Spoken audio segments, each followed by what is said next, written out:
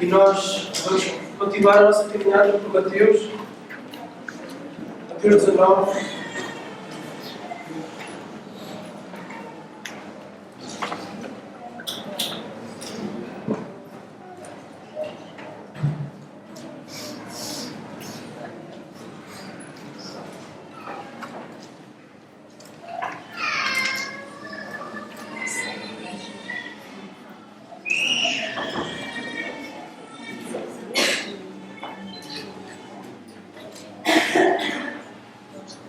E o ar-condicionado nem parece que está ligado.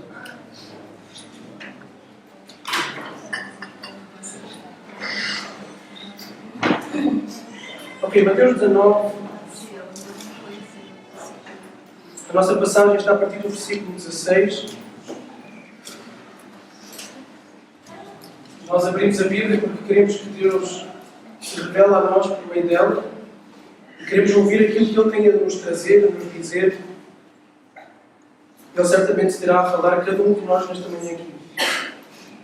E nós temos falado desde o capítulo 18 daquilo que é uma comunidade do outro mundo. Esta é a subsecção que nós estamos a ver em todo o Evangelho de Mateus. O que é uma comunidade do outro mundo? E nós temos estado a ver que a comunidade do Reino e a Igreja é uma comunidade que se distingue e é diferente de qualquer outra comunidade na face da Terra. Não há nenhuma outra comunidade que se compare à Igreja. E nós vimos vários motivos do porquê. Eu hoje não vou fazer recapitulação, só quero falar da pregação anterior, em que nós vimos que Jesus disse que para fazer parte da comunidade e que é característica daqueles que fazem parte da comunidade do Reino, eles são como crianças. São como crianças não no sentido de serem infantis, no sentido da infantilidade ou da imaturidade, mas de serem como crianças no sentido do senso de dependência, da mesma forma que uma criança é dependente dos seus pais, do senso de humildade, do senso de reconhecimento de vulnerabilidade. Uma criança sem os cuidados dos pais, ela não consegue se virar sozinha. Então, nós vimos que para fazer parte do reino, a pessoa tem que compreender o quão carente, o quão necessário, o quão necessitada ela é de Deus. E que sem Deus, ela é absolutamente nada. Sem Deus, ela não se consegue salvar a si própria. Sem Deus, ela não consegue viver. Sem Deus, ela não consegue tomar as melhores decisões. Sem Deus, ela não pode encontrar verdadeira alegria. Sem Deus, ela não pode encontrar paz. Sem Deus, não pode encontrar perdão. A pessoa que entra no reino reconhece que ela é extremamente carenciada, extremamente necessitada do favor de Deus. Da mesma forma que uma criança é carenciada e necessitada do favor dos seus pais. Mas nós vimos que não é apenas para entrar no reino, mas que quem entrou no reino deve continuar com esta atitude. Deve continuar com esta atitude de se ver como carente da parte de Deus, como dependente de Deus. Por isso, a comunidade da Igreja deve ser aquele lugar na Terra que mais tem pessoas humildes. A Igreja devia de ser o lugar na Terra que mais pessoas humildes tem por metro quadrado. Quem entra, então, no reino tem que entrar com esta humildade, esta alegria, tal como uma criança que confia plenamente e alegremente nas decisões do seu pai. O problema acontece quando isto deixa de existir. Quando deixa de existir esta atitude de criança. Quando não há esta atitude de criança, quando não há reconhecimento da debilidade, da necessidade, da humildade, da vulnerabilidade, em primeiro lugar, a pessoa pode nunca entrar no reino dos céus. A pessoa pode nunca entrar no reino dos céus. Ou, em segundo lugar, a pessoa pode ter entrado no reino dos céus, mas ela pode se afastar dessa consciência de dependência de Deus e vai se tornar num cristão arrogante. Num cristão que nós vamos ver hoje legalista, religioso. E é isso que nós vamos falar hoje, sobre os legalistas, os religiosos. Aqueles que ou nunca entraram na comunidade do reino, ou aqueles que, embora tenham entrado na comunidade do reino, depressa se estão a afastar do Evangelho da Graça. Okay? Então, nós vamos ver 3 marcas de um legalista. Okay? 3 marcas de um legalista. Eu espero que cada um de nós possa analisar estas marcas e ver se tem em si alguma delas. Alguma marca de legalismo. Se não sabem o que é que significa esta palavra legalista, logo vão entender pelas marcas que nós vamos falar. Mas, basicamente, o que é um legalista? Basicamente, é uma pessoa que deposita no seu desempenho religioso a sua confiança quanto à sua posição e relacionamento com Deus. Ou seja, aquilo que eu faço é que vai determinar a forma como Deus se relaciona comigo, que é muito diferente do que a nossa irmã Jaqueline. Okay? Aquilo que eu faço é que vai determinar a minha posição e o meu relacionamento com Deus. Este é o legalista. E vai se preocupar mais com o exterior do que com o seu próprio coração. Aliás, todo o livro de Mateus, basicamente, é um atentado contra o legalismo. E nós já temos visto isso de forma bem clara e de forma bem evidente. Mas hoje vamos falar em especial sobre os legalistas. Então, primeiro vamos ver 3 marcas, e quem tiver a tomar anotações vão ser 3 marcas de um legalista, e depois nós vamos ver 4 consequências destrutivas que o legalismo traz. 4 consequências, ou seja, 4 áreas que o legalismo destrói. 4 áreas em que o legalismo se torna um cancro destrutivo e avassalador. Okay? Então, por isso, vamos procurar analisar se em cada um de nós, mesmo que sejamos cristãos genuínos, se andamos a nos extraviar para um Evangelho que já não é o Evangelho da graça. Se nos estamos a extraviar para aquele velho ranço da religiosidade antes de termos encontrado a graça de Deus. Então, cada um de nós possa se autoanalisar a partir destas três marcas. E que a partir das consequências possamos ter medo daquilo que o legalismo pode trazer e possamos fugir a certo Deus. Okay? Então, nós vamos ler um texto que é bastante conhecido, da maioria aqui, que é a história do jovem rico. E muitos aqui conhecem bem essa história. Então diz assim a partir do verso 26, até ao versículo 22. 19, 16 a 22. Aproximou-se dele um jovem e lhe disse: Mestre, que farei de bom para ter a vida eterna? Ele lhes respondeu: Por que me perguntas sobre o que é bom? Somente um é bom, mas se quiseres entrar na vida, obedece aos mandamentos. Ele lhe perguntou: Quais? Jesus respondeu: Não matarás, não adulterarás, não furtarás, não darás falso testemunho. Honra teu pai e tua mãe, e amarás o teu próximo como a ti mesmo. O jovem lhe disse: Tenho obedecido a tudo isso, que me falta ainda. Jesus respondeu: Se queres ser perfeito, vai, vende tudo o que tens e dá-o aos pobres, e traz um tesouro no céu. Depois vem e segue. Mas ouvindo essas palavras, o jovem retirou-se triste, porque possuía muitos bens. Okay? É aqui a nossa mensagem, vamos orar. Senhor Deus, abre os nossos corações, em primeiro lugar, da nossa compreensão, Senhor, para que nós possamos entender o que aqui está. Mas em segundo lugar, te pedimos pela tua graça, que aquilo que nós compreendemos, daquilo que é a tua verdade, que o nosso coração possa agir em função disso. Mostra-nos se de facto temos sido legalistas ou não, porque isso só traz destruição, Senhor. Então vem-nos mostrar por tua graça, por teu Espírito Santo, nos auxilie nisto que nós por nós mesmos não conseguimos fazer. No nome de Jesus. Amém. Então, o que é que encontramos na passagem? Na passagem encontramos um jovem que não está logo no início do versículo a dizer que é um jovem, mas mais à frente na passagem diz que é. E esse jovem dirige-se a Jesus com uma pergunta. Qual é a pergunta que ele faz? O que é que eu tenho que fazer de bom para herdar a vida eterna? O que é que eu tenho que produzir? O que é que eu tenho que fazer de bom para herdar a vida eterna? Então esta pergunta reflete uma inquietação por parte do jovem. O jovem tinha um desejo, esse desejo era de ter a vida eterna. Era de ter a certeza de que Deus olhava para ele favoravelmente e que ele iria estar com Deus por toda a eternidade, sempre feliz diante da presença de Deus para todo o sempre. Okay? Ele queria isto, ele queria ter o favor de Deus, a felicidade de estar em Deus. Ele perguntou: o que é que eu faço? O que é que eu tenho que fazer de bom para ter isso? E Jesus começa por fazer uma afirmação que parece que não é muito encaixada aí, mas nós vamos ver que faz todo o sentido. Jesus diz: olha, existe apenas um que é bom, porque ele tinha dito o que é que eu tenho que fazer de bom. E Jesus vai dizer: existe apenas um que é bom. Quem é?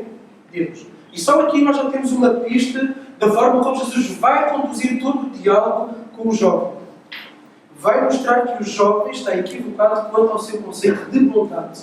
Ok? O que Jesus ao dizer, olha, bom há só um, Jesus quer mostrar ao jovem que o seu conceito de bondade está equivocado.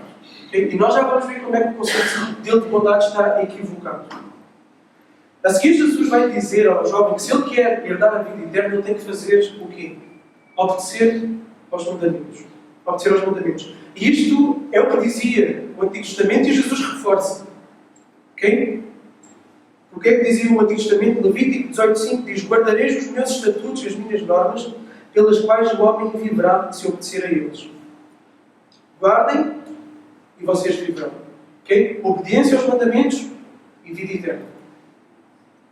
Então a promessa da vida do favor de Deus depende do cumprimento integral dos seus mandamentos.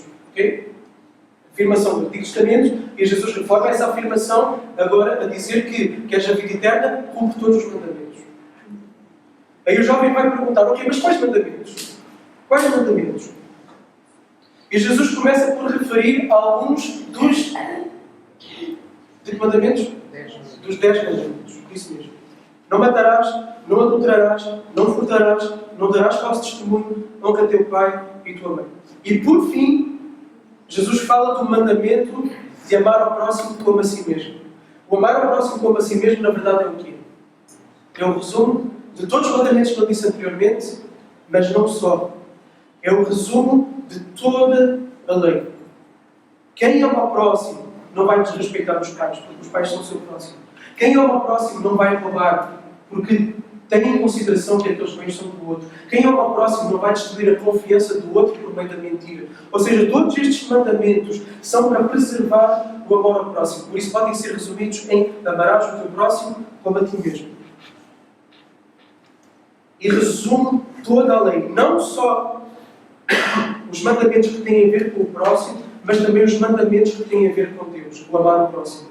E Paulo vai dizer isto aos crentes da Galácia, aos Gálatas. Ele vai dizer em Gálatas 5,14: pois toda a lei se resume numa só ordenança, a saber, amarás ao próximo como a ti mesmo. Então, querem saber em que é que se resume toda a lei, todos os mandamentos, todas as ordens, tudo aquilo que Deus disse para se fazer, resume-se no que resume-se numa simples frase: amarás o teu próximo como a ti mesmo. Toda a lei se resume nisto. Agora, o que é que tem a ver amar o próximo com amar a Deus? Porquê é que eu, ao amar o próximo, estou a amar a Deus? Podem-se perguntar. E João vai responder na sua primeira carta: se alguém diz eu amo a Deus e odeio o seu irmão, é o quê? É mentiroso. Se alguém diz que ama a Deus, mas odeia o seu irmão, é mentiroso. E João continua: pois quem não ama o seu irmão a quem viu, não pode amar a Deus a quem não viu. Ou seja, algo palpável, algo concreto diante de ti. Então age em amor diante desse algo concreto, porque como é que tu vais amar alguém que tu não vês, se tu nem amas quem tu vês à tua frente? E esse é o argumento de João. Ou seja, quem ama a Deus encontrou, experimentou o verdadeiro amor. Foi atropelado pela graça. E por isso não vai conseguir fazer outra coisa senão amar o seu próximo. Quem não consegue amar o próximo só reflete que nunca encontrou o verdadeiro amor. Quem não oferece a uma orientação tão imperativa e vital da parte de Deus, como é que pode dizer que ama a Deus? Se não ama o próximo como a si mesmo, como é que pode dizer que ama a Deus? Então o que é que Jesus, por outras palavras, está a pedir ao jovem? Que ele seja perfeito. Que ele seja completamente perfeito. Que ele cumpra absolutamente todos os mandamentos de Deus. Que ele seja perfeito. E ele já havia dito isto de forma bem direta no Sermão do Monte. E lembrem-se, no Sermão do Monte ele está a dirigir-se a este público-alvo, em parte dos fariseus, mas também todas as outras pessoas, que faziam com que a sua espiritualidade dependesse daquilo que eles faziam. Okay? No seu desempenho religioso, nas suas ações externas. E Jesus vai-lhes dizer: sejam perfeitos. Sejam perfeitos como é perfeito o vosso Pai Celestial. Jesus estava-lhes a pedir que eles fossem perfeitos. Ou seja, amem de forma perfeita, de forma completa, sempre, constantemente, todos os dias da vossa vida, de forma real, concreta, o vosso próximo. E amem de forma perfeita, constante, todos os dias da vossa vida, a Deus. É este o sinónimo de perfeição. E é isso que Jesus está a pedir ao jovem. E qual é a resposta dos jovens, pasmem? A isso tudo eu tenho obedecido. Dizem os outros evangelhos que relatam esta mesma situação: a isso tudo eu tenho obedecido desde cedo. Ou seja, eu já sou boss aqui nisto, eu já obedeço há imenso tempo a isto.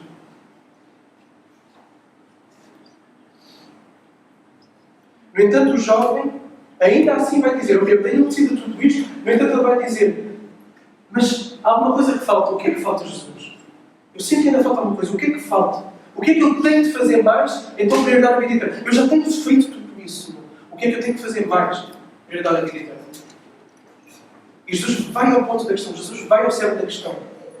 E esse ir ao ponto da questão não é tão óbvio por aquilo que Jesus diz. O que é que Jesus pede ao jovem? Ele diz, olha, se queres ser perfeito, se queres ser completo na justiça diante de Deus, então faz o quê? Vende todos os teus bens e dá aos pobres. Vende tudo o que tu tens, todas as tuas propriedades, todas as tuas riquezas e entrega aos pobres. Aí sim vais ter o verdadeiro tesouro nos céus. Qual é o tesouro nos céus? A vida eterna. Queres ter a vida eterna? Vende tudo aquilo que tu tens. Será que Jesus está a afirmar que a salvação é pelas obras? Porque ao dizer que vende tudo o que tens, a vida eterna será tua, Jesus estaria a afirmar que a salvação seria pelas obras. É isso que Jesus está a afirmar? Não. Jesus colocou aqui um teste diante do jovem. Um teste ao amor do jovem. Quem é que ele ama mais? O seu próximo ou ele mesmo? Jesus está apenas a querer mostrar ao jovem que naquilo que ele achava que fazia, que era amar o máximo, eu já tenho feito tudo isso, Jesus está-lhe a pedir alguma coisa que vai de facto demonstrar se ele de facto ama ou não o próximo. O que é que o jovem diz? Ele saiu triste porque era dono de muitas propriedades. Ou seja, Jesus levou o jovem a reconhecer que afinal ele não era aquilo que ele achava que era. Que afinal ele não amava a Deus nem ao próximo como ele achava que amava. Okay? A salvação não viria pelas coisas que ele faria, mas Jesus quer mostrar que ele estava completamente iludido a si mesmo. E aqui entramos na primeira marca do legalista. Okay? Aqui entramos na primeira marca do legalista. O legalista tem uma visão distorcida da palavra de Deus, da palavra e de Deus. Okay? O legalista tem uma visão distorcida da palavra e de Deus. E o jovem rico demonstra de pelo menos duas formas que tem uma visão distorcida da palavra e de Deus. Primeiro, ele não compreendia os mandamentos. Ao responder a Jesus que obedecia a tudo que a Bíblia pedia, ele demonstrava que não estava a entender o sentido real e profundo de cada mandamento.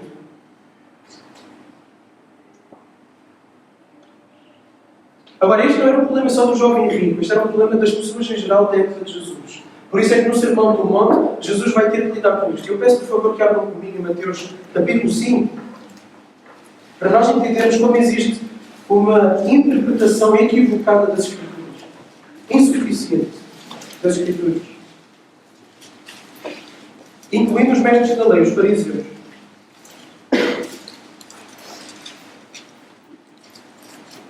Aqui, antes da nossa passagem que nós vamos ler de Mateus 5, Jesus dirigiu-se às pessoas com quem estava a falar e disse-lhes assim: olha, a vossa justiça tem que ser superior à dos fariseus. Agora, isto na cabeça das pessoas deve ter feito curto-circuito, pelo simples motivo de que os fariseus para as pessoas eram aqueles que supostamente eram os que andavam em justiça. Eram os mais espirituais, eram os líderes religiosos. Então Jesus está a dizer, olha, a vossa justiça tem que ser superior à deles. E depois Jesus vai mostrar como. Vai mostrar porquê. Porque os fariseus não estavam a viver a verdadeira justiça. Então vamos lá, Mateus 5, 21. E diz assim: ouvistes o que foi dito aos antigos, não matarás, e quem matar estará sujeito a julgamento. Eu, porém, vos digo que todo aquele que se irá contra o seu irmão será passível de julgamento. Quem o chamar de insensato será réu diante do tribunal. Quem o chamar de tolo será réu do fogo do inferno. Portanto, quando apresentares a tua oferta no altar, se ali te lembrares que o teu irmão tem alguma coisa contra ti, deixa diante do altar a oferta e vai primeiro reconciliar com o teu irmão. Depois vem apresentar a oferta. Entra logo em acordo com o teu adversário, enquanto estás com ele a caminho do tribunal, para que ele não te entregue ao juiz, e o juiz ao guarda, e sejas lançado na prisão. Em verdade te digo, de maneira nenhuma sairás dali, enquanto não pagares até o último centavo. O que é que Jesus quer dizer com isto? Jesus quer dizer com isto o quê? Que o mandamento do não matarás vai além do não cometer homicídio. Ok? Jesus está a dizer, ok, vocês, meus amigos, podem nunca ter assassinado ninguém, mas já podem ter assassinado o coração de alguém por meio das vossas palavras. Chamando alguém com palavras que ferem, com palavras que destroem. Isso é a mesma coisa que matar alguém, é matar a alma de alguém. Porque a vida dessa pessoa pode nunca mais vir a ser a mesma. É tirar a vida a alguém. Agora, Jesus vai mostrar por esta passagem não só este lado negativo do mandamento, mas vai também mostrar o lado positivo do mandamento. Ele vai dizer, ok, querem ver como é que se aplica o mandamento no seu lado positivo? O mandamento diz, não matarás. Agora, se tu sabes que alguém tem alguma coisa contra ti, se existe um problema de relacionamento, existe uma morte no relacionamento, aquilo que tu tens que fazer para gerar vida é buscar a reconciliação. A reconciliação vai trazer vida no relacionamento. E este é o lado positivo do mandamento. Reconciliação gera vida no outro, gera vida em mim e gera vida em nós. Ok? Então, Jesus está a mostrar que os mandamentos vão além dessa superficialidade e vão muito mais fundo. Outro exemplo que Jesus depois dá a seguir é de que o adultério não é apenas aquilo que acontece fisicamente, mas é aquilo que acontece no coração, quando eu alimento desejos lascivos pela outra pessoa. Estão a perceber como os mandamentos vão além da superficialidade da forma como estas pessoas o viviam? Então o mandamento tem uma abrangência muito maior. E eles não interpretavam corretamente as Escrituras. Por isso é que Jesus disse, o que foi dito pelos antigos, eu porém vos digo. Jesus está a trazer o verdadeiro sentido da lei. A questão é, quem é que nunca feriu alguém com palavras? Quem é que nunca disse alguma coisa que feriu alguém? Uma palavra fora do tempo, ou a ausência de palavras. E as constantes interações entre Jesus e os fariseus vão mostrar exatamente esta incapacidade deles interpretarem as Escrituras. Ao ponto de Jesus dizer a eles, olha, vocês erram porque vocês não conhecem nem as Escrituras, nem o poder de Deus. Mateus 22, 29. Os fariseus focavam nos detalhes. Os fariseus tiravam os detalhes do contexto maior da relação de Deus ao homem. E por isso Jesus, a certa altura, ele vai dizer assim a eles. E tem um certo ponto cómico, mas ao mesmo tempo um certo ponto sério. Ai de vós, escribas e fariseus hipócritas, porque dais o dízimo da hortelã, do entre e do cominho, e omitis o que há de mais importante na lei, a justiça, a misericórdia e a fidelidade. Devias fazer estas coisas sem omitir aquelas. Guias cegos, coais um mosquito e engolis um camelo. Veja só esta imagem engraçada que Jesus usa. Coar um mosquito, mas no entanto o que é que eles fazem? Engolem camelos. Ou seja, eles são tão picuinhas com determinadas coisas da lei e coisas que são totalmente o quê? Periféricas, secundárias. E muitas que nem Deus instruiu. São apenas implicações que eles acharam que vinham da lei. E esqueciam-se do mais importante. A justiça, a fidelidade, a misericórdia. Ou seja, o amor ao próximo. Eles deixavam de lado o que de facto importava por causa dos detalhes. E esta é a descrição do legalista. O legalista tem uma visão distorcida da palavra de Deus, não interpreta saudavelmente a palavra e ele tende a ficar no superficial. Ele não entende a profundidade da palavra de Deus, não entende o seu sentido por trás, o seu sentido profundo. E depois o que é que acontece? Ele vai fazer com que toda a sua vida flua dessa interpretação superficial. O legalista vai ser aquele que se vai prender aos detalhes. Vai ser aquele que não vai ver o quadro maior. Vai ser aquele que vai colar mosquitos na sua vida e na vida dos outros e vai esquecer daquilo que é o mais importante. Vai engolir cabelos. Este é o legalista. E nós temos como exemplo, como uma ilustração, os crentes de Roma, que ficavam escandalizados com quem comia carne sacrificada aos ídolos. Lembram-se? E Paulo vai dizer que não é errado comer carne sacrificada aos ídolos. Porque se nós somos crentes, não há nada que nos possa fazer mal. E uma carne tenha sido sacrificada aos ídolos. É uma carne. Vamos comer essa carne sempre da manhã na consciência. Agora, aquelas pessoas, mais legalistas, vão dizer, aí, isso foi sacrificado aos ídolos. Isso veio dos pagãos. Isso é do mundo. É do mundo. Não podemos tocar nessa carne. Não podemos tocar nessa carne. Okay? Ficam presos nisso. E não vem o contexto maior, o contexto da unidade, o contexto do Evangelho, o contexto da graça. E depois, qual é o problema? O problema é que o legalista vê dessa forma e depois faz disso um cavalo de batalha. E faz disso um cavalo de batalha. Okay? Então, esta é uma forma que eles demonstram uma não compreensão das Escrituras. A segunda forma pela qual o jovem demonstra uma visão distorcida da palavra é o seu entendimento errado sobre justificação. Ele disse, o que é que eu posso fazer de bom para herdar a vida eterna? Okay? Ele estava a dizer, por outras palavras, que a sua salvação era pelas obras. Por aquilo que ele podia fazer. E assim ele podia obter a bênção de Deus, o favor de Deus. A salvação do Antigo Testamento, e às vezes existe esta confusão, ok? Precisamos de afirmar isto várias vezes para que não haja esta confusão. A salvação do Antigo Testamento, às vezes as pessoas têm a tendência a pensar que era pelas obras, que era por aquilo que faziam. E errado, a salvação era pela fé. E nós vemos isso naquela passagem conhecida como Abraão. Diz Gênesis 15:6. E Abraão creu no Senhor, e o Senhor atribuiu-lhe isso como justiça. Ok? A salvação era recebida pela fé. As pessoas eram salvas por quê? Por causa de Jesus. O sacrifício de Jesus tem efeitos retroativos e efeitos presentes e efeitos futuros. Ou seja, o sacrifício de Jesus salva todos aqueles que criam nas promessas de Deus no Antigo Testamento e todos aqueles que creem no Novo Testamento depois da sua vinda. Agora, as pessoas apropriavam-se dessa salvação em Cristo por meio da fé ao crerem nas promessas de Deus. Agora, obviamente que os crentes do Antigo Testamento não têm a percepção das coisas como nós, deste lado da história, temos. Ok? Mas por isso é que eles tinham tipos de Cristo. Amostras de como é que ia vir alguém perfeito e inocente e ia levar a culpa do pecador. Eles tinham amostras disto, várias amostras. Então eles podiam crer nas promessas de Deus e por causa dessa fé eles eram salvos pelo sacrifício de Cristo que iria vir lá mais à frente. Entenderam?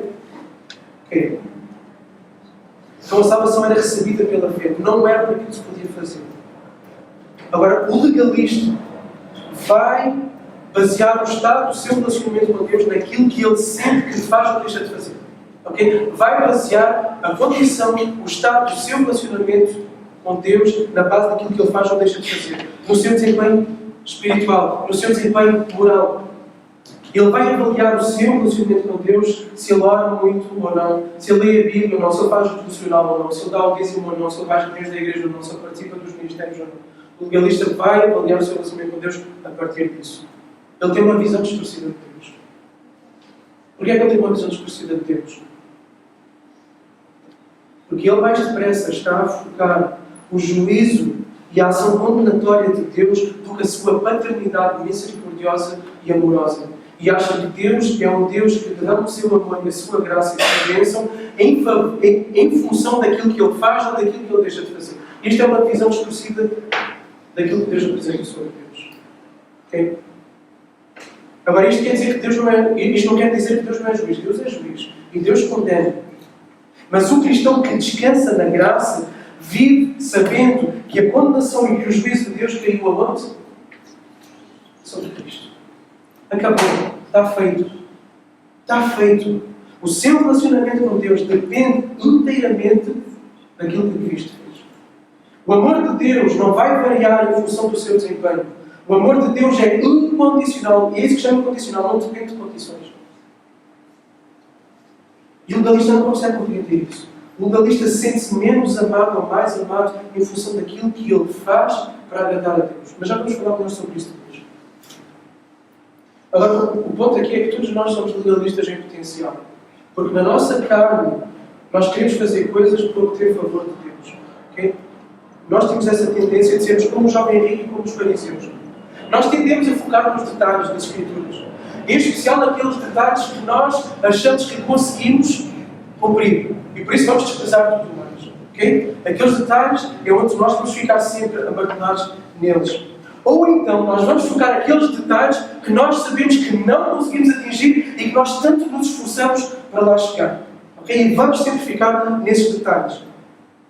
E não conseguimos entender que o nosso coração está escravizado ao pecado e que seja qual for o esforço, não vamos conseguir cumprir absolutamente nada. Nada. É impossível cumprir a lei. É impossível obedecer a todos os mandamentos por causa da nossa inclinação para o pecado. Será então que nós somos daqueles? Eu peço que se perguntem mesmo. Será que nós somos daqueles que se prendem aos assuntos periféricos das Escrituras para fazer deles cavalos de batalhas? Na nossa vida pessoal, na forma como nós vemos Deus, na forma como nós agimos uns com os outros, será que nós nos detemos a detalhes que são periféricos e deixamos de lado aquilo que de facto importa, que é o Evangelho e a graça? Nós precisamos ter uma visão global das Escrituras. Okay? Conectar os pontos numa sistematização saudável das doutrinas bíblicas. É por isso que em breve nós queremos começar aquilo que vamos chamar de escola da palavra, aqui na nossa igreja. Antes do culto, 45 minutos, 50 minutos, vamos estudar várias coisas para exatamente nos ajudar a interligarmos estes pontos. Em género de aula, como no retiro que nós fizemos da igreja, lembram-se, nós dividimos em grupos, houve interação, depois até disseram, nós gostávamos que isto acontecesse mais vezes na igreja, ok? Vamos fazer isto, para termos uma visão abrangente das Escrituras, para sabermos ligar os pontos, para não cairmos na tentação de focarmos em detalhes que são periféricos e que são tirados fora do contexto. Isso é o problema. E embora eu acredito que todos nós aqui afirmemos a salvação pela graça, por meio da fé, por causa da nossa herança cultural católica, romana, nós vemos Deus como alguém que ora abençoa, ora pune em função do desempenho das obras. Nós vemos Deus assim por causa da nossa herança. Deus é juiz que te condena apenas se não estiveres em Cristo. E é isto que tu tens que entender. Deus te condena apenas se tu não estás em Cristo. Se tu estás em Cristo, Cristo levou a tua condenação. Ponto final, parágrafo. Não há mais condenação para aqueles que estão em Cristo Jesus. E às vezes nós agimos como se nós fôssemos condenados. E às vezes nós andamos nesta vida cristã que parece que carregamos aqueles grilhões das pernas e andamos assim, a nossa vida cristã parece que é um lamento, que é uma lamúria, que somos os mais infelizes de todos os homens. Porque achamos sempre que não conseguimos agradar a Deus.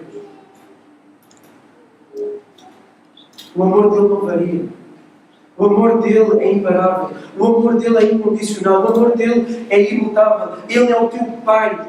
Ele não é mais o teu juiz. Ele é o teu Abba, o teu Pai querido. Podes entrar com confiança, como eu disse, na presença dele. Reverência, sim, mas confiança plena de que a presença dele é amorosa e é graciosa. Por isso, como uma criança se lança nos braços do Pai, nós podemos nos lançar nos braços do nosso Pai, com toda a certeza que não seremos rejeitados. Será que o Rafael acha que vai ser rejeitado por mim quando ele pede um abraço?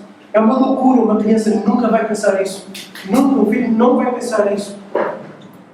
Da mesma forma, é uma loucura nós pensarmos que o nosso Pai, que nos amou na maior manifestação de amor que pode ter existido na humanidade, foi entregado ao seu próprio Filho, nos vai rejeitar depois de já nos ter aceito no Filho, por uma coisa que nós fazemos, que Ele já sabia que nós íamos fazer antes de se sacrificar por nós. É loucura pensarmos isso. E se calhar nós dizemos, não, eu não penso assim, mas a verdade é que nós muitas vezes agimos assim.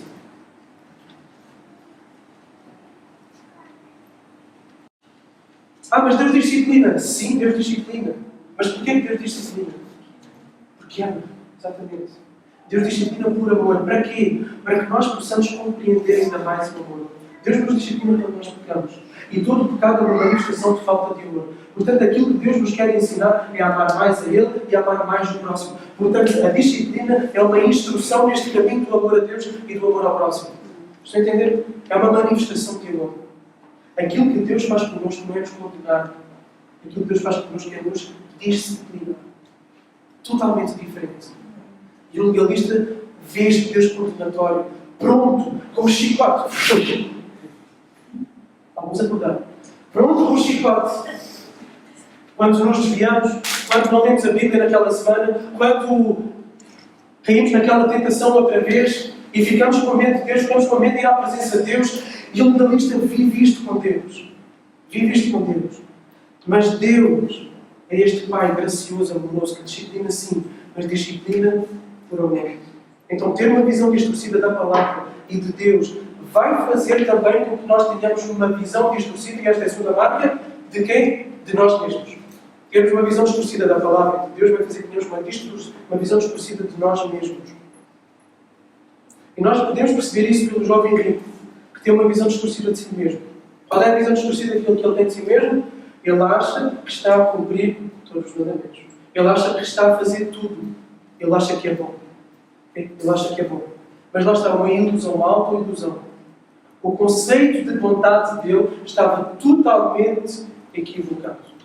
O conceito de bondade reside apenas em Deus. Deus é perfeito em amor. Deus é perfeito em justiça. Deus é belo. Só Deus é bom. E nós estamos a anos-luz dessa bondade. Agora o legalista é isto mesmo. E nós podemos mais uma vez ver um arquivo que é grande, que é imenso. É o arquivo dos fariseus. Okay? Nós podemos ir mais uma vez no arquivo dos fariseus e sacar um exemplo. Uma história que Jesus conta e diz assim: o fariseu de pé, na sinagoga do templo, orava consigo mesmo: ó Deus, graças te dou, porque eu não sou como os outros homens, ladrões, injustos, adultos, nem mesmo como este publicano. Jejuo 2 vezes por semana. E dou-lhe dizem de tudo quanto ganho. Aplausos para mim. Okay? Ele tinha uma noção equivocada de si mesmo. Ele estava completamente cego. Por isso é que Jesus vai dizer: vocês são guias cegos, que conduzem outros cegos. E Jesus, no fim desta história, vai dizer que este homem não saiu justificado. Quem não sai justificado desta história é aquele que se tem em alta estima, é aquele que está iludido quanto à sua justiça. Ele achava-se justo, mas de justo não tinha nada. Só o facto de ter essa atitude já demonstrava que não tinha justiça nenhuma. Isaías vai dizer que as nossas melhores obras são como o quê? Trapos de imundícia. Trapos de imundícia. As nossas melhores obras. Está na Bíblia, não sei o que estou a dizer. As nossas melhores obras. Isto porquê? Porque as melhores obras, a motivação das melhores obras que nós fazemos não é o perfeito amor a Deus e o perfeito amor a nós. Este é o ponto. E agora há outro aspecto a adicionar também sobre o legalista. Okay? O legalista tem a tendência de se colocar em extremos quanto a si mesmo. E o que na verdade revela que ele só anda em torno de si mesmo. E eu passo a explicar. Se o desempenho do legalista é bom, ele vai achar que ele é o melhor dos crentes. O melhor crente sobre todo o planeta. Se ele falhou em alguma coisa, o que é que ele vai achar? Que ele é o estrume do cavalo. Okay? Que ele é o estrume do cavalo, o pior de todos. Porquê? Porque ele faz o seu relacionamento com Deus ser dependente do seu desempenho positivo ou negativo. Então ele vai sempre andar entre estes dois extremos. Entre o achar-se o melhor ou entre o achar-se o pior. Então a sua proximidade de Deus varia consoante o seu desempenho bom ou mau. E aqui vemos claramente que ele não tem uma compreensão clara das Escrituras, nem de Deus, e isso influencia a forma como ele se vê a si mesmo. E agora vamos para a terceira marca: influencia a forma como ele vê os outros. Se ele tem uma visão distorcida das Escrituras, vai ter uma visão distorcida de si mesmo. E se ele tem uma visão distorcida de si mesmo, ele vai ver de forma distorcida o próximo. E esta é a terceira marca. Mas já vamos falar sobre isso. Agora, antes disso, eu quero dizer que é verdade que nós, sem Deus, somos miseráveis pecadores. É verdade, sim. É verdade que a primeira bem-aventurança começa pelo reconhecimento de que somos mendigos sem Deus, carentes de Deus. Mas com Deus e em Deus nós somos o quê? O que é que o apóstolo Paulo diz? Nós somos co-herdeiros com Cristo. Cristo é o Filho de Deus, é o próprio Deus encarnado, é o herdeiro. E o que é que Paulo diz? Nós somos herdeiros ao lado de Cristo, sentados nos lugares celestiais, e com Ele nós reinaremos para sempre. Isto é uma visão grande de nós mesmos, não baseada naquilo que nós fazemos, mas baseada naquilo que Cristo fez. Então nós não somos mais, não é para nós orarmos: Senhor, eu sou um verbo, pisa-me. Não, nada disso. É: Senhor, Tu me fizeste assentar nos lugares celestiais. É verdade que sem Ti, sem o Teu amor, sem a Tua graça, eu sou um inverno, e que sem a Tua graça eu merecia de facto ser esmagado para tudo sempre. Mas o ponto é que Tu me amaste e vieste até mim, e eu agora sou Teu filho, com todas as bênçãos que advêm daí. Com toda a alegria, com todo o prazer, com todo o gosto, com toda a confiança. Agora, se tu tens uma atitude legalista, o teu estado anímico vai variar entre a autossegurança e o sentir que estás a dizer que não, estou a ser um bom crente, eu estou a ler aqui, eu vou à igreja, eu faço isto, faço aquilo. Agora, vai variar em Cristo e vai variar no autodesprezo. No autodesprezo que é negativo. O autodesprezo que não é saudável. Em que por teres pecado esta semana, por teres voltado a esta tentação, tu vês que não estás favorável diante de Deus.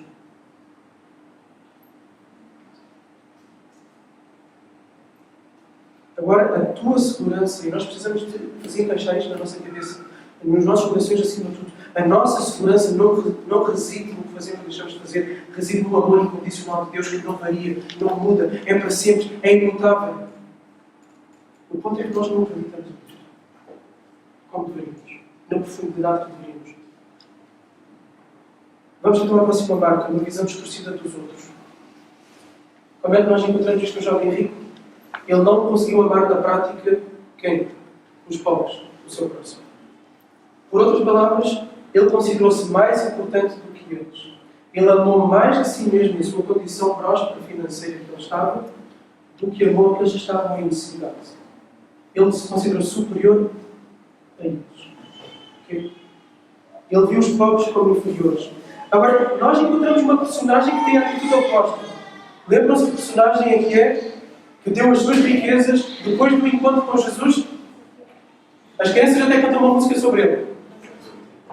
Zaqueu. Zaqueu subiu na árvore para ver Jesus. Zaqueu tem um encontro com Jesus e depois do encontro com Jesus, o que é que Zaqueu faz? Devolve às pessoas aquilo que ele roubou, mas devolve 4 vezes mais. Não apenas devolve o que tirou, dá 4 vezes mais. E de forma espontânea, Jesus não teve que lhe pedir nada. E isto mostrou exatamente um coração transformado. O legalista, e esta é a conclusão que podemos tirar, o legalista tem tendência de olhar para os outros com superioridade. Ok? Há pouco nós lemos uma parte da história, Jesus contou sobre o fariseu e o cobrador de impostos, aquela oração. Agora vamos ler a história toda. Okay? Porque Jesus contou esta história com um propósito e que tem a ver com esta terceira marca. Então não sei se ainda estão lá. Desculpem, eu não pedi para abrir antes, mas está em Lucas 18, versículo 4. Podem abrir Lucas 18.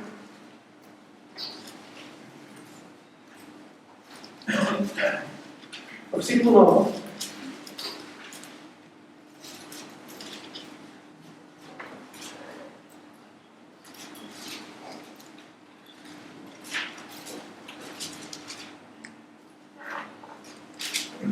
Lucas 18, 9, diz assim: contou também esta parábola a alguns que confiavam em si mesmo, achando-se justos e desprezavam os outros. 2 homens subiram ao templo para orar, um era fariseu, outro era publicano. O fariseu de pé orava consigo mesmo: ó Deus, graças te dou, porque não sou como os outros homens, ladrões, injustos como aquele que está ali, adultos, nem mesmo como este publicano. Eu jejuo 2 vezes por semana, dou o dízimo de tudo quanto ganho. Mas o publicano em pé e de longe nem mesmo levantava os olhos ao céu, mas lamentava-se profundamente, dizendo: ó Deus, tem misericórdia de mim, um pecador. Digo-vos que este desceu justificado para casa e não o outro. Pois todo o que se exaltar será humilhado, mas o que se humilhar será exaltado. Aquele que tem noção de onde vem, aquele que tem noção de que foi atropelado pela graça, vai olhar com graça para aqueles que estão à sua volta. Tem noção, tem percepção, tem conhecimento de que ele mesmo não é merecedor de nada de Deus, porque ele mesmo é pecador. Então ele vai olhar para os outros pecadores como? Com compaixão. E não com superioridade. Nunca com superioridade. Ele vai ter compaixão daqueles que caem, daqueles que pecam. Porque ele sabe que foi alvo de uma misericórdia maior. O legalista tenta ser para com os outros. Os legalistas são implacáveis. São implacáveis. E passam a vida a julgar. Passam a vida a julgar a partir de pequenos detalhes. A partir de coisas que lhes parece que são, e daí já julgam aquela pessoa e fazem o quadro completo da vida dela. Já aquele que sabe o quão foi amado por Deus, não suspeita o mal do seu próximo. Não suspeita o mal do seu próximo. 1 Coríntios 13. Aquele que foi alcançado pela graça dá sempre o benefício da dúvida. O legalista nunca dá o benefício da dúvida a ninguém. Aquele que foi alcançado pela graça dá sempre o benefício da dúvida a quem quer que seja. Sempre. O legalista julga alguém a partir de um detalhe. Aquele que foi perdoado olha com graça para os detalhes da vida dos outros. Porque sabe que a sua própria vida tem muitos mais detalhes por resolver, muitos mais detalhes mal cheirosos do que se calhar a vida do outro. E por isso não vai atirar pedras porque ele sabe que tem telhados de vidro.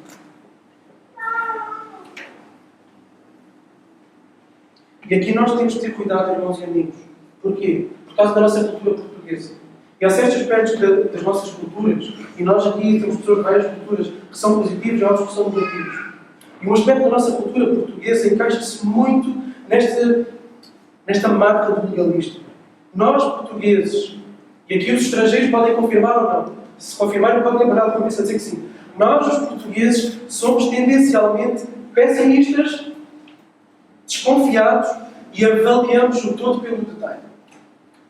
Generalizamos. O português generaliza. Nós tendemos a fazer uma avaliação de uma vida inteira de alguém, de um casamento de alguém, do trabalho de alguém, a partir de um momento apenas. Ficamos presos ao negativo em vez de vermos o todo que até pode ter sido positivo. O português é assim. Facilmente começa a criticar. O alto viu ainda mais, o faria mais ainda. O Algarvio é desconfiado, não é essa a nossa fama neste país? O Algarvio é desconfiado. Nós vamos para o norte hospitalidade, as pessoas nos recebem assim. É verdade ou não é? Quem já foi ao norte justifica isto ou não? Agora, eu também não vou generalizar e dizer que todos os algarvios são desta forma. Ok? Não vou entrar aí. Mas o ponto é, tendencialmente, culturalmente, é isto que acontece aqui. Ok? E esta atitude é de quem é inferior e se acha superior para não reconhecer quem é inferior. Perceberam esta frase? É importante que percebam esta frase. Esta atitude é de quem é inferior e se acha superior para não reconhecer quem é inferior. Ok? Agora, alguns aqui podem achar-se cumpridor de regras. Ok? Alguns aqui podem achar-se cumpridor de regras. E olham para os outros. Quem se acha cumpridor de regras, como é que olha para os outros? Como infratores de regras. Ok? E como se não bastasse, eles estão iludidos quanto a si mesmos. Ok? Será que tu és desses que só criticam? E aqui, honestamente, respondo para ti próprio diante de Deus. Será que tu és desses que só criticam? E uma pregação eu falei sobre isso. Que nós temos tendência só a criticar e nós temos que criar uma cultura de elogio. Quando alguém faz uma coisa bem, devemos lá elogiar. E quando alguém faz uma coisa mal, se vamos criticar, que seja uma crítica construtiva. E que tenhamos a plena certeza, absoluta, concreta, real, de todos os factos juntos, de que aquilo foi de facto errado. Se não sabemos, não temos certeza, ficamos calados, não comentamos com ninguém, nem sequer falamos com a pessoa. E quando muito podemos orar pela pessoa. Mais nada. E vamos criar uma cultura de elogio.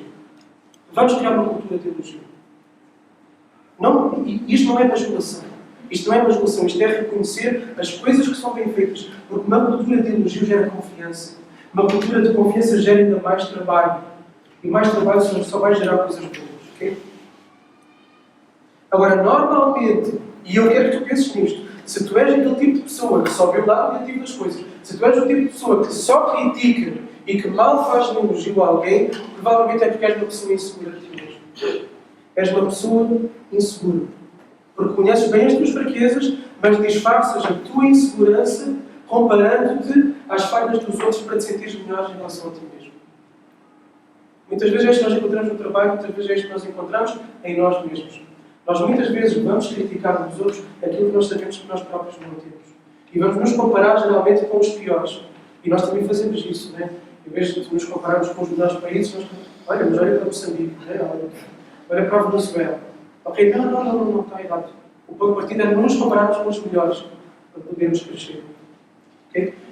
Então, 3 visões distorcidas. Uma visão distorcida da palavra de Deus, uma visão distorcida de si mesmo e uma visão distorcida do outro.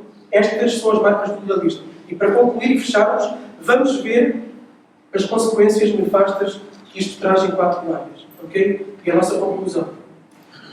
A primeira área da destruição do legalismo é a própria alma da pessoa. Okay? A própria pessoa.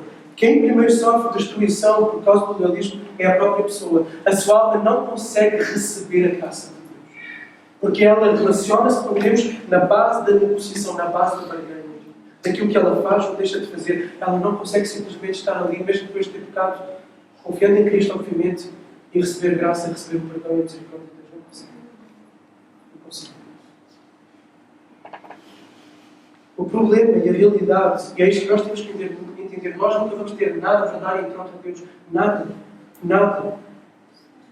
Nós só receberemos o perdão e o favor de Deus quando nos reconhecermos exatamente que não temos nada para dar. E a partir daí é só receber, é só receber, é só receber. Se caminhas baseado no teu desempenho, uma consequência do legalismo vai ser que nunca vais sentir o calor do amor de Deus por ti. Não vais sentir o calor do amor de Deus por ti. E quando outros cristãos orarem e falarem da beleza de Deus, falarem que sentem aquele calor da presença de Deus, não sabes o que isso é. Não sabes o que isso é. Nunca vais sentir a certeza, nunca traz a segurança do amor de Deus, porque nunca vais fazer o suficiente para ganhar o amor de Deus. Vais sempre sentir em falta. Este jovem sempre sentiu em falta. O que é que eu tenho mais que fazer? E se tu és legalista, se nós somos legalistas, nós vamos sempre achar que nós estamos a fazer o suficiente para receber esse amor de Deus. E o que é que vem daí? O que é que vem com este senso de insuficiência constante diante de Deus? Frustração. fracasso, senso de fracasso. O cristão realista é aquele que vai se sentir sempre fracassado, frustrado, angustiado, porque nunca vai agradar a Deus. E porque ele tem essa sensação e essa correta sensação, nunca vai agradar a Deus. Agora, a boa notícia para ti, se tu tens esta tendência, deixa-me dizer qual é a boa notícia. Focalize essa frustração no sentido correto. Okay? Focalize esta frustração no sentido de, ok, é verdade, Deus, eu não consigo. E por isso eu vou olhar para Cristo que conseguiu por mim. E por isso eu posso estar seguro do teu amor. Eu sei que eu não vou fazer nada, nem deixar de fazer nada para merecer mais ou menos o teu amor. O teu amor vem a mim por causa do que Jesus fez. Canaliza essa frustração nesta direção. E confia plenamente em Cristo. Querem ver uma coisa que revela que nós muitas vezes somos legalistas e temos este lance legalista? Quando nós pecamos, logo a seguir a nós pecarmos, somente se for um pecado daqueles que é pecado recorrente, nós dificilmente vamos orar a seguir. Nós dificilmente vamos à presença de Deus a seguir. Nós pensamos que estamos a ser o quê? Hipócritas. Pronto, está porque outra vez é uma hipocrisia. Então nós criamos um senso de que primeiro temos que sofrer um pouquinho, de que primeiro temos que pagar um pouco, primeiro temos que passar pela penitência, para depois então ir a Deus novamente. Isto é legalismo. O amor de Deus não mudou porque nós pecámos. Deus nos amou antes de nós pecarmos. E Jesus sofreu exatamente porque nós íamos pecar. Então nós podemos ir com confiança à presença de Deus novamente. Então vai a Deus tal como estás. Isso é uma mentira do inferno para te afastar de Deus. Vai confiado de que Jesus pagou pelos teus pecados do passado, do presente e do futuro. Recebe essa graça sem fim sobre ti. Então estás a ver como o legalismo envenena a alma. Tira-te o senso da segurança do amor de Deus. Faz-te achar que é sempre insuficiente aquilo que tu fazes para Deus. Agora imagine o contrário. Imagine o contrário. Imagine o que é uma alma que se lança por completo na graça de Deus. Uma alma, um crente que está certo, que está seguro do amor de Deus em sua direção e que não importa aquilo que ele faz ou deixa de fazer. É verdade, ele fica triste, ele fica enojado, ele tem repulsa quando ele peca, mas ele sabe que isso não muda absolutamente nada do amor de Deus por ele. O que é um crente assim? O que é uma igreja cheia de crentes assim? Ele anda com confiança, ele vai fazer boas obras sim, ele vai ler a Bíblia sim, ele vai orar sim, ele vai contribuir, ele vai ser membro ativo na igreja. Mas porquê? Não é para obter de Deus algum favor, mas é por causa do favor que ele obteve de Deus. É por adoração, é por gratidão, é por satisfação, é por alegria. Ele vai se doar porque Cristo lhe foi doado. Isto é totalmente diferente do legalismo. Imagine um cristão assim. Agora, outra área que traz destruição do legalismo na família. E aqui eu vou só dar apenas um exemplo. Na família. Pais legalistas geralmente geram filhos rebeldes. Filhos que são criados no meio legalista vão ser rebeldes. Se a graça de Deus não agir. Pais legalistas impõem regras sem mostrarem a causa amorosa das mesmas. Okay? Quando o Evangelho não é o centro da educação cristã, os pais vão tender a impor regras e depois qual é a justificação das regras? Qual é a justificação que podes fazer isto? Não podes fazer isto. O que é? Porque Deus diz, porque a Bíblia diz, porque está certo ou porque está errado. Existe uma compreensão do porquê das coisas? Não. Nem sequer há espaço para o Evangelho transformar o coração. Os filhos até podem obedecer até certo ponto, ok? Mas vai chegar uma fase na sua vida que o verniz do seu coração duro vai estourar. E o que vai ficar são lágrimas de decepção de pais. De pais.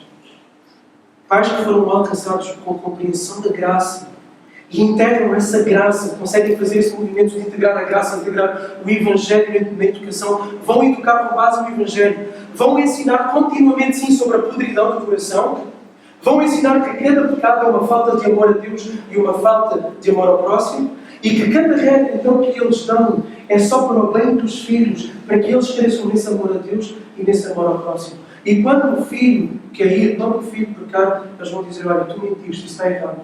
Mas eu quero que tu compreendas uma coisa. Quando tu mentes, tu não estás a demonstrar amor à pessoa para quem mentiste. Tu gostavas que te mentissem. Gostas que te mintam.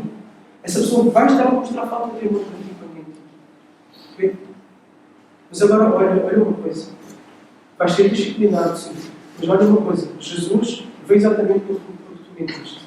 Jesus, na sua vida, nunca mentiu. Ele disse sempre a verdade. E Jesus levou a condenação por causa das tuas mentiras. E por isso tu tens o perdão. A criança fica sempre segura do amor de Deus e do amor dos pais. A nossa educação tem que ser baseada na forma como Deus age conosco. Na base de um Deus gracioso que nos quer levar à compreensão do amor e não com base no legalismo. Imagina uma família continuamente no Evangelho. Sempre no Evangelho, usar o Evangelho para educar. Os filhos dependem do milagre da graça. Os pais não vão exigir cegamente que os filhos deem aquilo que eles não têm para dar. Os pais vão usar de compaixão, vão valorizar os acertos. Às vezes os pais legalistas têm tendência a focar só nos erros, aquilo que o filho não fez bem. E quando os filhos acertam, nunca elogiam. Quando os filhos trazem boas notas para casa, não é mais do que a tua obrigação. Se o filho teve uma nota negativa, pintas em cima dele. Temos que agir com graça. Dar-lhes este senso de segurança de que aquilo que eles fazem, a nota que eles têm no teste, não vai fazer variar o nosso amor por eles. Eles têm que ser, sim, bons alunos, mas por amor a nós e por amor a Deus, não por medo a nós ou por medo de Deus. Isto vai ser totalmente diferente. O amor lança fora o medo.